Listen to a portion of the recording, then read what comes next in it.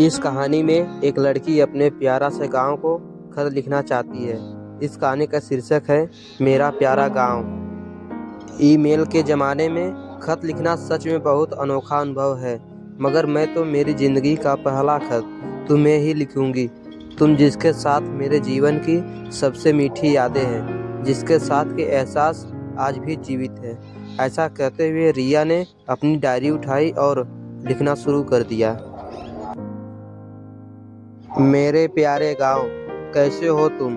सोच रहे होंगे इतने सालों बाद मैंने कैसे याद किया, मगर मैं अधिकतर खामोश लम्हों में तुम्हें याद करती हूँ।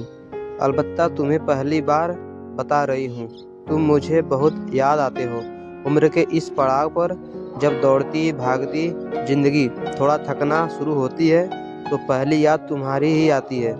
तुम मेरा पहला प्यार हो, और हो भी क्यों ना। तुमने मुझे बहुत कुछ दिया। मेरी ज़िंदगी का पेड़ लगाने के लिए एक मजबूत ज़मीन दी। पेड़ रूपी माता पिता, पेड़ रूपी दोस्तों, परिवार और रिश्तों नातों में बांट दिया। एक प्यारी सी बेटी है मेरी, कभी मौका मिला तो लाऊंगी उसे तुमसे मिलाने। वैसे तुम्हारी छवि मेरी स्मृति पटल पर आज भी वैसी ही जीवंत है। वह हरे भरे खेत जिनमें दूर तक फैली हरियाली, कच्ची मुंडेर, कच्ची सड़कें, कच्ची घर, मगर मजबूत रिश्ते पूरी तरह अपने होते हैं। हर साल गर्मी की छुट्टियों का इंतजार करती थी मैं तुमसे मिलने के लिए।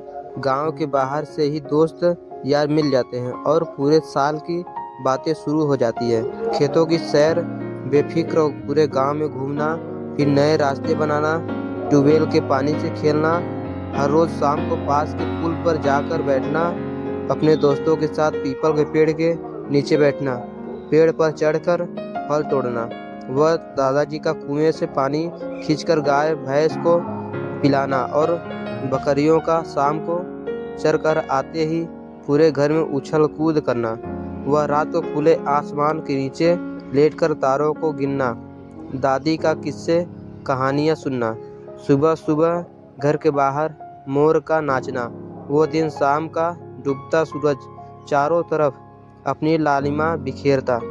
किसको प्यार ना हो जाए ऐसी जिंदगी से, वही तो जीवन था। याद है तुम्हें वो घर के आंगन में लगा नीम का पेड़, जिस पर दादी हमारे लिए झूला डलवा देती थी। शाम को उसी झूले पर बैठकर हम सब दोस्त आसमान को छूने की होड़ करते।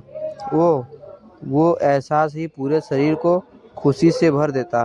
और वह बैलगाड़ी जो दादाजी ने घर के बाहर रख रखी थी, अरे वही जिसमें मैं घंटों बैठी रहती थी। ऐसा लगता था मानो किसी देव विमान में बैठी हूँ।